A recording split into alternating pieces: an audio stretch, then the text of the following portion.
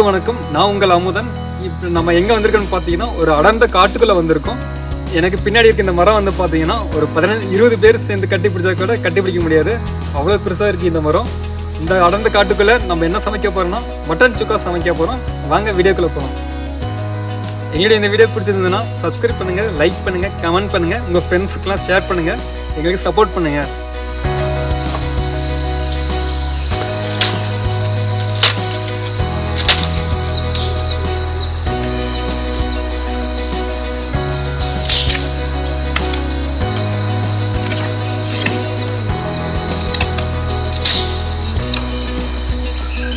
இந்த டிஷ்ஷோட ரெசிபி டீடைல்ஸும் நாங்கள் டிஸ்கிரிப்ஷனில் கொடுத்துருக்கோம், தேவைப்படுறவங்க பார்த்துக்குங்க.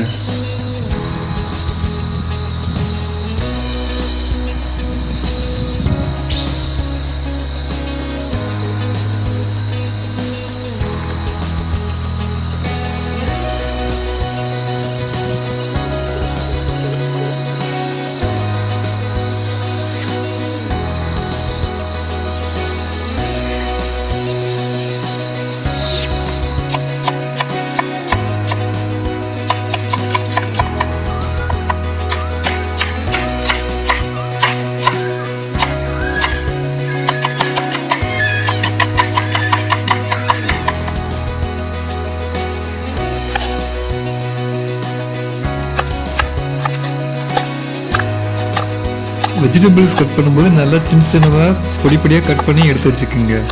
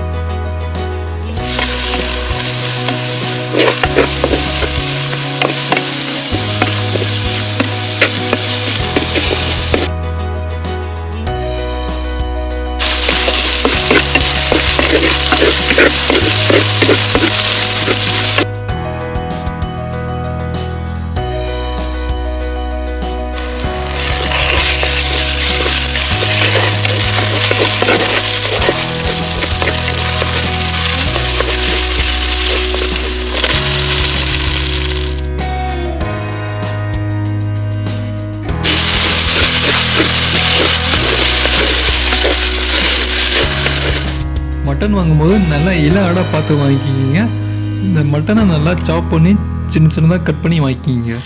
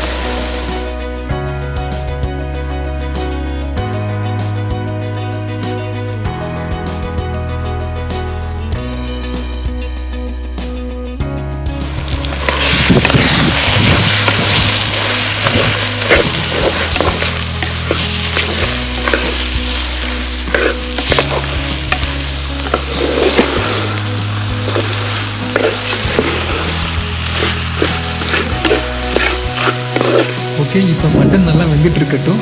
அதுக்குள்ளே நம்ம ஆற்றுக்கு போயிட்டு ஆற்றுல இருக்க சுத்தமான நல்லா ஃப்ரெஷ்ஷான வாட்டரை நம்ம எடுத்து வந்துடணும்.